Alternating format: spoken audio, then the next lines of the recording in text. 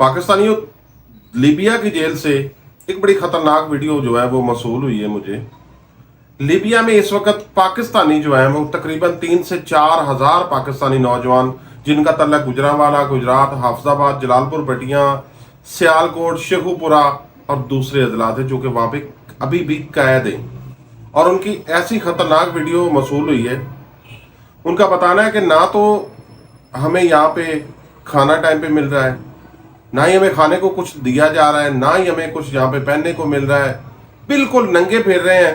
ये आपको आगे चल के वीडियो दिखाते हैं कि वो खतरनाक वीडियो कहाँ की है और कौन लोग हैं वो, और कितने लाख रुपए वो एक आदमी दे के जो है वो गया है। ए भाई साਡਾ इंटरव्यू देना चाहता है कि अपनी सुटल जी बोलो। अस्सलाम वालेकुम जी, मेरा सारा भाइयों ਨੂੰ ਸਲਾਮ ਹੈ। ਸਾਡੇ ਨਾਲ ਜਿਹੜੇ ਨਾਲ ਗਵਰਨਮੈਂਟ ਸਾਡੇ ਪਾਕਿਸਤਾਨ ਸਾਡੇ ਨਾਲ ਕੋਈ ਇੱਥੇ ਜਿਹੜੇ ਲੀਬੀਆ ਦਾ ਤਾਮਨ ਨਹੀਂ ਕਰ ਰਿਹਾ, ਏਜੰਟਾਂ ਦੇ ਨਾਲ ਖਾਣੇ ਨਾਲ ਬਗਲਾ ਕੇ ਲੈ ਆਂਦਾ ਹੈ। ਮਿਹਰਬਾਨੀ ਕੀਤੀ ਜਾਏ, ਸਾਡੀ ਗਵਰਨਮੈਂਟ ਨੂੰ ਅਪੀਲ ਹੈ, ਜਿੰਨੇ ਸਾਡੇ ਭਰਾ ਇੱਥੇ ਤੰਗ ਨੇ, ਜਿਹੜੇ ਜੇਲ੍ਹਾਂ ਇਹਨੇ ਕੁਰਸਾ ਦੇ ਰਹੇ ਨੇ, ਰੋਟੀ ਜਿਹੜੀ ਨਾ ਇੱਕ ਕੁਰਸਾ ਦੇ ਰਹੇ 24 ਘੰਟੇ ਬਾਅਦ। ਇਹਦਾ ਸਾਡੀ ਅਪੀਲ ਹੈ, ਮਿਹਰਬਾਨੀ ਕੀਤੀ ਜਾਏ ਸਾਡੀ ਗਵਰਨਮੈਂਟ ਨੂੰ, ਜਿੰਨੇ ਇੱਥੇ तमाम कैदी डके ने इन्हों ये तो वतन अपने वापस ठीक है जी। और कोई भाई अपनी 30 लाख रुपया लैके साल इतने खज्जल हो रहा, सानू कोई छुड़ा नहीं रहा, दलीलोवार कर रहे ने भाई। कोई बंदा पाकिस्तानी एजेंट ਜਿਹੜੇ ਨੇ ਇਹਨਾਂ ਤੇ ਯਕੀਨ ਨਾ ਕਰੇ, ਬਿਲਕੁਲ ਵੀ ਉੱਕਾ ਯਕੀਨ ਨਾ ਕਰੇ। ਅੱਜ ਮਹੀਨਾ ਹੋ ਗਿਆ ਜੇਲ੍ਹ ਦੇ ਵਿੱਚ ਗਲਨੇ ਆ ਪੇ, ਤਰਕਨੇ ਆ ਪੇ, ਨਾ ਕੋ ਪਿੱਛੋਂ ਬੰਦਾ ਪੁੱਛਣ ਹੁੰਦਾ ਵੇ, ਨਾ ਖਾਰਸ਼ ਕਿਨੂੰ ਹੋ ਰਹੀ, ਉਹ ਬੰਦਾ ਇੱਥੇ ਆਵੇ ਨਾ ਕੋਲ ਖੜਾ ਹੋਵੇ। ਉਹ ਨੰਬਰ ਇਹਨਾਂ ਬੰਦ ਕਰ ਛੜੇ ਨੇ। ਇੱਥੇ ਕੋਈ ਬੰਦਾ ਲੀਬੀਆ ਉੱਕਾ ਨਾ ਮੂੰਹ ਕਰੇ, ਬਿਲਕੁਲ ਵੀ ਏਜੰਟਾਂ ਦੀਆਂ ਗੱਲਾਂ ਤੇ ਲਾ ਕੇ। ਬੜੇ ਹਾਲਾਤ ਖਰਾਬ ਨੇ। ਅਸੀਂ ਤਾਂ ਖਵਾਇਸ਼ਮੰਦ ਆ ਇਸ ਗੱਲ ਦੇ ਕਿ ਇਟਲੀ ਦੀ ਸਾਨੂੰ ਨੂੰ ਜੋ ਆਹ ਹੁਣ ਪਾਕਿਸਤਾਨ ਜਾਣਾ ਤੇ ਸਾਰਿਆਂ ਭਰਾਵਾਂ ਪਾਕਿਸਤਾਨ ਜਾਣਾ ਤੇ ਸਾਨੂੰ ਸਾਡੇ ਮੁਲਕ ਪਹੁੰਚਾਇਆ ਜਾਏ ਹਰ ਵਫੀਅਤ ਦੇ ਨਾਲ। ਦੱਸੋ ਸਾਡੇ ਨਾਲ ਕੋਈ ਜਿਹੜਾ ਤਸਵੀਰ ਨਹੀਂ ਕਰਦਾ, ਤਸਵੀਰ ਤਾਂ ਦੱਸੋ। ਇਹ ਆਪਣੀ ਸਦਰ ਅੱਗੇ ਅਪੀਲ ਹੈ ਸਾਡੀ, ਨਵਾਜ਼ ਸ਼ਰੀਫ ਸਾਹਿਬ ਨੂੰ, ਸ਼ਹਿਬਾਜ਼ ਸ਼ਰੀਫ ਸਾਹਿਬ ਠੀਕ ਹੈ ਨਾ, ਉਹਦੇ ਅੱਗੇ ਅਪੀਲ ਹੈ ਸਾਡਾ ਭਾਜੀ ਕੋਈ ਸਾਹਸ ਕੀਤਾ ਜਾਏ, ਕੋਈ ਸਾਡਾ ਸੋਚਿਆ ਜਾਏ। ਅਸੀਂ ਵੀ ਉਸੇ ਮੁਲਕ ਦੇ ਹਾਂ, ਵਜ਼ੀਰਾਬਾਦ ਪਾਕਿਸਤਾਨ ਦੇ ਹੀ ਹਾਂ।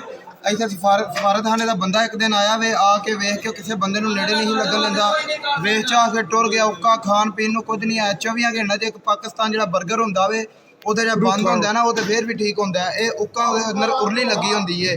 24 ਘੰਟੇ ਸਿਰਫ ਇੱਕ ਹੁਬਸਾ ਦਿੰਦੇ ਨੇ, ਇੱਕ ਹੁਬਸਾ ਠੀਕ ਹੈ, ਉਹ ਵੀ ਕਿਸੇ ਨੂੰ ਲੱਭਦਾ। ਖੁਬਸਾ ਚੈੱਕ ਕਰੋ ਜੀ, ਇਹ ਖੁਬਸਾ 24 ਘੰਟੇ ਬਾਅਦ ਇੱਕ ਖੁਬਸਾ ਮਿਲ ਰਿਹਾ ਜੀ। ਇਹ ਲਾ, ਇਹ ਚੱਕ ਲਓ ਜੀ।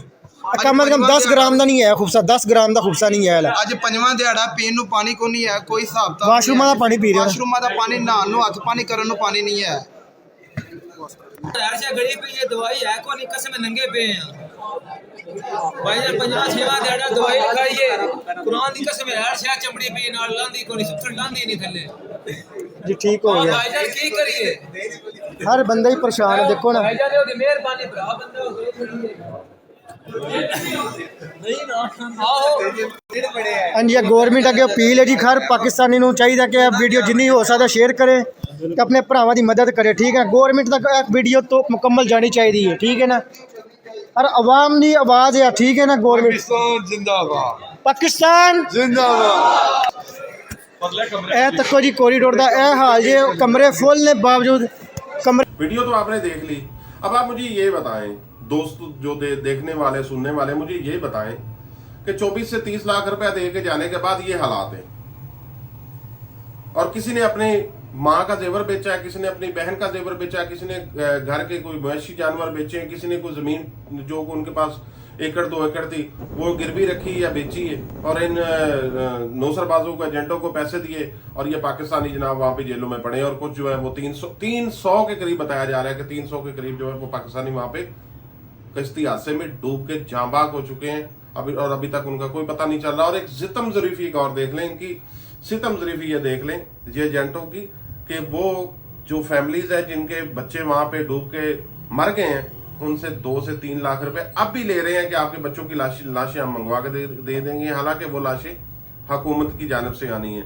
मैं तो ये कहता हूँ, आज मैं इस नतीजे पे पहुंचा हूँ कि स्कूल, कॉलेज, यूनिवर्सिटीज बंद कर देनी चाहिए। जिस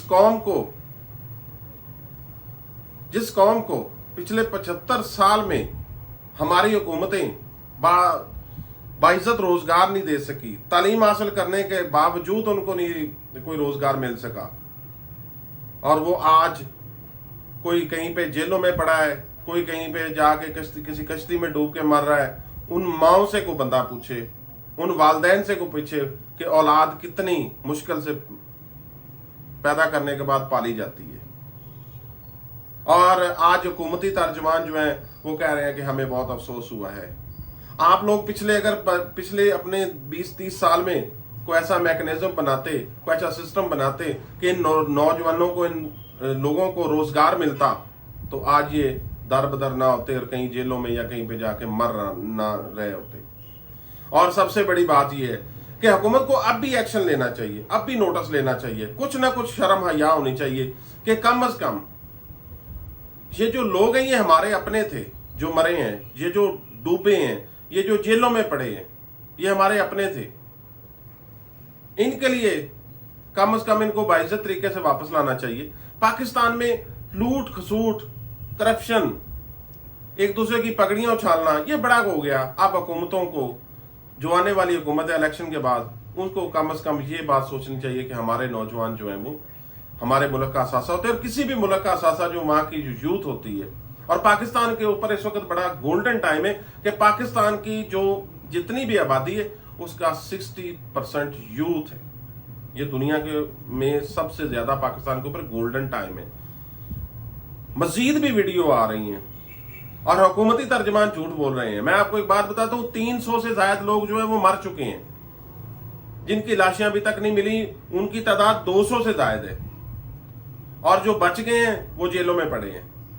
और यहाँ पे जनाब अब भी कार्रवाइयां जो है वो अगर हुकूमत नहीं करती, FI हुकूमत के साथ मिलके एक ऐसा मैकेनिज्म नहीं बनाती, एक ऐसा कानून नहीं बनाती कि इन लोगों को जो बाहर के ख्वाब सवाने दिखाते हैं और वहां पे ले जाके इन बच्चों को जाके मौत की वादी में धकेल देते हैं, उनको अगर सख्त सजाएं नहीं मिलेंगी तो मेरा ये यकीन है कि इस तरह के हादसात होते रहेंगे।